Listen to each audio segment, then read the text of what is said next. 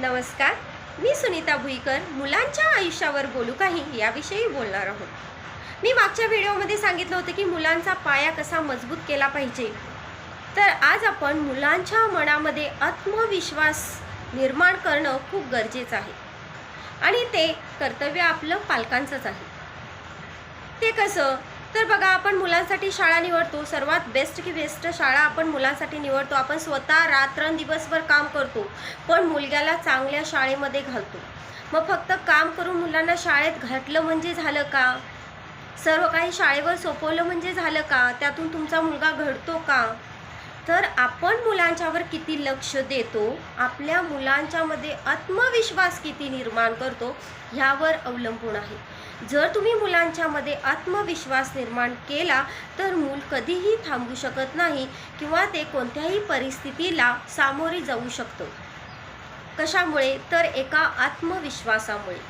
मग हे आत्मविश्वास निर्माण करण्याचं काम कोणाचं असतं? तर सर्वात जास्त ते आपल्या आईवडिलांचं असतं. आपण शाळेत घातलं म्हणजे झालं का? तर शाळा ही मुलाची दुसरी आई असते आणि आई ही मुलाची पहिली शाळा असते.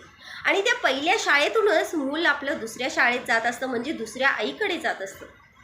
मग पहिली जी आई आहे, पहिली जी शाळा आहे, त्यामध्ये आत्मविश्वास निर्माण करण्याचं काम हे त्या आईवडिलांचं असतं. मग ते कसं? तर बघा, आपण सर्वसाधारण अपेक्षा असते की मुलांची पर्सेंटेज ही 90 अबाव व्हावी. मग फक्त पर्सेंटेज, पुस्तकी ज्ञान म्हणजे तुमचं झाला, मुलगा घडला का हो? तर विचारा की पुस्तकी ज्ञान असलं म्हणजे मुलग्याला सर्व काही आलं का? तर नाही. हे आपण मुलांना पटवून दिलं पाहिजे की फक्त तुझी पर्सेंटेज म्हणजे सर्व काही आमच्यासाठी नाही आहे. तर आमच्यासाठी तू एक चांगला माणूस घडणं खूप महत्त्वाचं आहे. तुझ्यामध्ये भावना, आदर भावना ह्या असल्या पाहिजेत. एका शिक्षकाबद्दल असू दे किंवा एका वयस्कर व्यक्तीविषयी असू दे किंवा घरातल्या एक दुसऱ्या व्यक्तीविषयी, आजूबाजूच्या व्यक्तीविषयी आदर भावना असणं खूप गरजेचं आहे.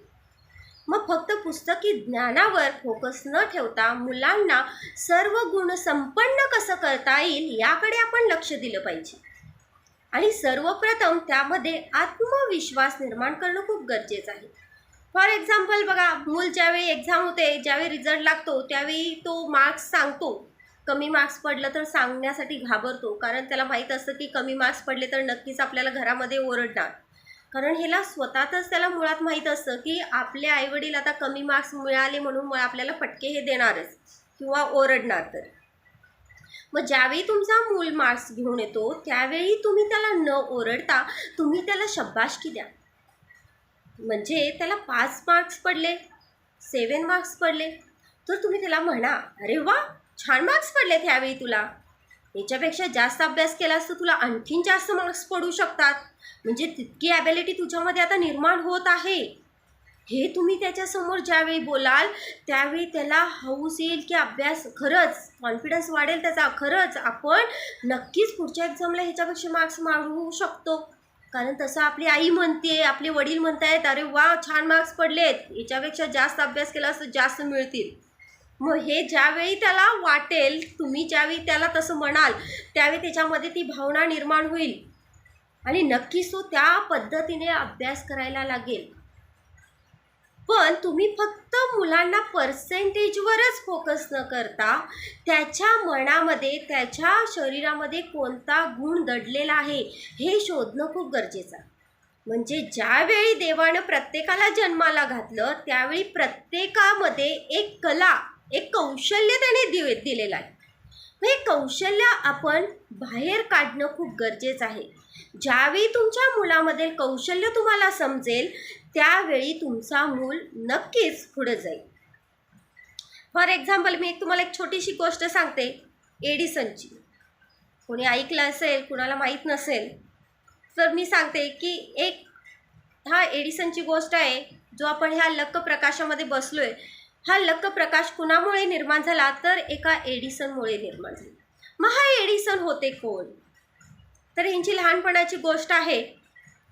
एडिसन, जसं आपल्याला वाटतं की आपलं मूल शाळेत जावं, खूप शिकावं, तसं एडिसनच्या आईला देखील वाटत होतं की आपला मुलगा देखील शाळेत जावा आणि खूप शिकावा, खूप मोठा व्हावा. म्हणून त्याच्या आईने त्याला शाळेमध्ये घातलं. 1-2 दिवस शाळेमध्ये गेला. आई त्याला विचारली, बाळ शाळा कशी होती? त्यावेळी एडिसन म्हटला, छान होती, मस्त होती. त्याला पण खूप छान वाटत होतं. पण ज्यावेळी दुसऱ्या दिवशी तो घरी आला त्यावेळी त्याच्यासोबत एक त्याने पत्र घेऊन आलो. मग आई विचारली, काय आज काय झालं शाळेत? तर त्यावेळी एडिसन कौतुकाने म्हटला, आई आमच्या टीचरांनी एक पत्र दिले तुझ्यासाठी. मग त्यावेळी ती आईने पत्र उघडलं, ओपन केलं आणि वाचलं. तर त्यामध्ये असं लिहिलं होतं की तुमचा एडिसन काहीही शिकू शकत नाही. जगातील कोणतेही शिक्षक त्याला शिकवू शकत नाहीत. त्यामुळे उद्यापासून तुमच्या एडिसनला शाळेत पाठवू नका. हे ऐकताच, हे वाचताच कोणत्या आईला आनंद होईल?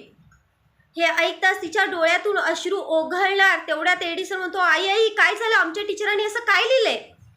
त्यावेळी ती अश्रू थांबवते, आपला हुंदका आवरते आणि म्हणते, अरे बाळ, तुमच्या टीचरांनी लिहिलंय की तुमचा एडिसन खूप हुशार आहे. अख्ख्या वर्गामध्ये बाकीची मुलं त्याच्या इतकं हुशार नाही आहेत आणि तुमचा मुलगा खूप हुशार आहे. आणि तुम्ही उद्यापासून तुमच्या एडिसनला घरी शिकवा, कारण बाकीच्या मुलांना आम्हाला तुमच्या एडिसन बरोबर आणायचं आहे. त्यामुळे बाळ, तुला उद्यापासून शाळेत जायचं नाही आहे, तुला आपल्या घरातच शिकायचं आहे. आजूबाजूला जो परिसर आहे त्यातून तू शिकायचं आहे. तुला जे प्रश्न पडतील त्याची उत्तरं शोधण्याचा तू आता प्रयत्न करायचा आहेस. मग हे ऐकताच एडिसनला पण, हो आई, मी इतका हुशार आहे, असं लिहिलेत आमच्या टीचरांनी, असं उत्साहाने तो म्हणू लागला. मग त्याच्या मनामध्ये एक आत्मविश्वास निर्माण झाला की आपण खूप हुशार आहोत. आणि या आत्मविश्वासामुळेच एडिसनने असा बलाचा शोध लावला. म्हणजे एक दिवस एडिसन बाहेर, हिवाळ्याचे दिवस होते, एडिसन शेकोटी करून बाहेर बसला होता. मग आई हाक मारते, बाळ एडिसन जेवायला ये. मग आई बोलवताच एडिसन काय करतो, बाजूची जी रेती असते, माती असते, ती उचलून त्या अग्नीवर टाकतो. अग्नी विझते आणि एडिसन पळत आपल्या घरामध्ये जातो. जेवतो, जेवून आवरून परत बाहेर येतो. त्यावेळी त्याचं लक्ष त्या अग्नीकडे जातं. जिथं त्याने शेकोटी केली होती तिकडे लक्ष जातं आणि तो पाहतो, अरे आपण तर अग्नी विझवली होती, पण ह्या हवेमुळे ते निखारे आहेत, ते निखारे काय होत आहेत? उडतायत. आणि हे त्याच्या लक्षात आलं आणि ही ती जी संकल्पना होती ही त्याच्या प्रयोगामध्ये त्यांनी वापरली. म्हणजे छोट्या छोट्या गोष्टीतूनच त्यांनी असा हा बलाचा शोध लावला. मग ज्यावेळी एडिसन ज्यावेळी मोठे झाले त्यावेळी तिची आई दुर्दैवाने त्यांना सोडून गेली. त्यावेळी एडिसन घरामध्ये काहीतरी शोधत असताना आईच्या ट्रंकामध्ये त्यांनी ती चिठ्ठी पाहिली आणि त्या चिठ्ठीमध्ये लिहिलेलं पाहून त्याला खूप आश्चर्य वाटलं. अरे, हे तर आपल्या टीचरांचं पत्र आहे आणि त्यांनी असं काही लिहिलं आहे की आपण काहीही शिकू शकत नाही, कारण आपल्याला कोणी शिकवू शकत नाही. पण आपल्या आईने हे आपल्यापासून लपवलं. आपल्यामध्ये आत्मविश्वास त्यांनी निर्माण केला. यामुळेच मी तुम्हाला सांगते की आपलं जे परम कर्तव्य आहे ते म्हणजे मुलांच्यामध्ये आत्मविश्वास वाढवण्याचं. म्हणून आपण मुलांच्यामध्ये आत्मविश्वास वाढवणं खूप गरजेचं आहे. ज्यावेळी मुलांच्यामध्ये आत्मविश्वास वाढेल तो मूल कधीच थांबू शकणार नाही. तो प्रत्येक परिस्थितीला मात करू शकेल. ते कशामुळे? तर केवळ एका आत्मविश्वासामुळे. जसं की आपल्याला सवय असते की आपण त्या डॉक्टराकडे गेल्याशिवाय आपलं आजारपण कमीच होत नाही. मग हे कशामुळे होतं? कारण आपल्या मनामध्ये एक आत्मविश्वास निर्माण झालेला असतो की आपण त्या डॉक्टरकडे गेल्याशिवाय आपला आजार कमीच होत नाही.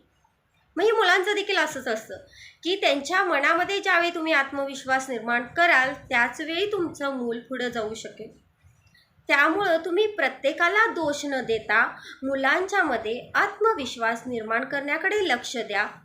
त्याच्या वाईट गुणाकडे जास्त फोकस न करता त्याचा जो चांगला गुण आहे त्याची प्रशंसा करा, त्याचं कौतुक करा, जेणेकरून त्याला खूप छान वाटेल आणि तो त्यामध्ये जास्त वर्कआउट करायला शिकेल.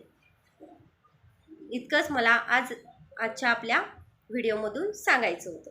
त्यामुळं नक्कीच तुम्ही तुमच्या मुलांच्यामध्ये जे कौशल्य आहे, जे स्किल आहे ते बाहेर काढण्याचा प्रयत्न करा आणि त्याच्या मनामध्ये आत्मविश्वास निर्माण करण्यासाठी नक्कीच प्रयत्न करा, जेणेकरून आपलं मूल घडेल आणि पुढची पिढी देखील खूप चांगली बनेल. थँक्यू.